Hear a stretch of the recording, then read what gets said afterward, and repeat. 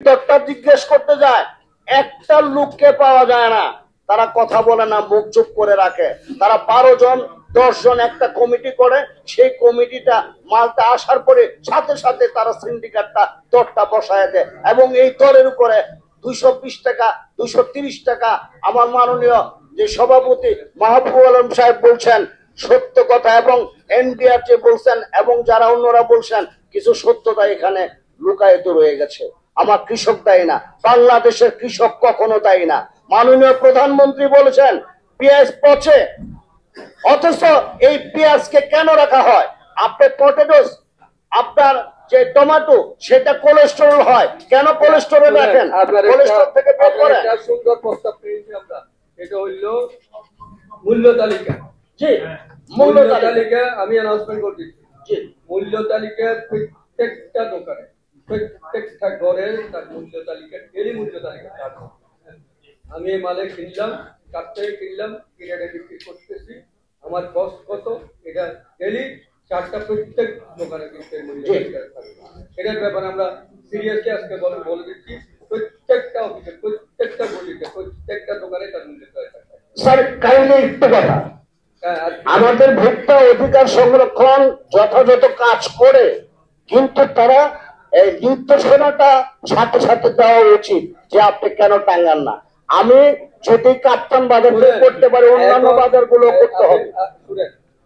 এখন ভোক্তার জনবলের ব্যাপার আছে, ভোক্তার কয়জনে কেন যেতে পারবে। আপনি কাপ্তান বাজারের সেক্রেটারি, আপনি দেখবেন যে আমরা কোন দোকানদাররা মূল্য তালিকা দিচ্ছে না দিচ্ছে, সেটা আপনি সেটা আমাদের রেকর্ড করা আছে। শুনে সেটা দেখে আপনি অ্যাপ্লিকেশন অনলাইনে আছে জানাবেন, ভোক্তাকে জানাবেন, আমাদেরকে জানাবেন, সেটা আমরা ইয়ে করবো। হ্যাঁ, আমি আজকের দরটা বলি। আজকের পেঁয়াজের 110 টাকা, আদা 180 টাকা, রসুন 180 টাকা, আলু 25 টাকা আসছে, বুট 25 টাকা, এবং 98 টাকা আছে, 100 টাকা। বেসন যেটা 85, আরেকটা হচ্ছে 110। দেশি আটা 170 টাকা, এবং যেটা ওয়াশ করা সেটা হলো 160 টাকা, 70 টাকা, আর দেশিটা হলো 160। দেশিটা খুব কম। এইভাবে ডাবলি 80 টাকা, অ্যাঙ্কার 80 টাকা, খেসারি 115 টাকা। এখানে দুইটা কোয়ালিটি হয় মাননীয় সভাপতি, দুইটা কোয়ালিটি হয় বলে, কিন্তু দুইটা কোয়ালিটি হইতে পারে, কিন্তু সিন্ডিকেটটা তো সে দাম বাড়াইতে পারে না। এই ব্রয়লার এমন একটা সিচুয়েশন আছে, মুরগি রমজানে আমার দেশের গরিব মানুষ খাবে, সেই খাবারের উপরে এই সিন্ডিকেট যারা আছে, আপনি তাদেরকে ধরার ব্যবস্থা করেন, আইনের আওতায় তাদেরকে আনেন। আমি আপনাদেরকে নাম ঠিকানা দিয়ে দেব, অনলাইন চালু করে আমাদেরকে দেন, আমরা সাথে সাথে আপনাদেরকে আমরা নিউজ দিয়ে দেবো কারা জড়িত আছে। জি, আসসালামু আলাইকুম। আরেকটা বিষয় হচ্ছে পেঁয়াজ।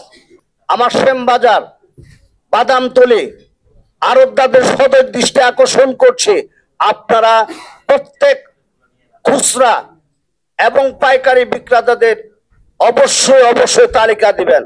আমার টোটাল কাপ্তান বাজারে আমার রেকর্ড করা প্রত্যেকটা দোকানের বিএসটিআই অনুমোদনবিহীন, ট্রেডমার্ক নাই কোনো পণ্য আপনি দোকানে রাখতে পারবেন না।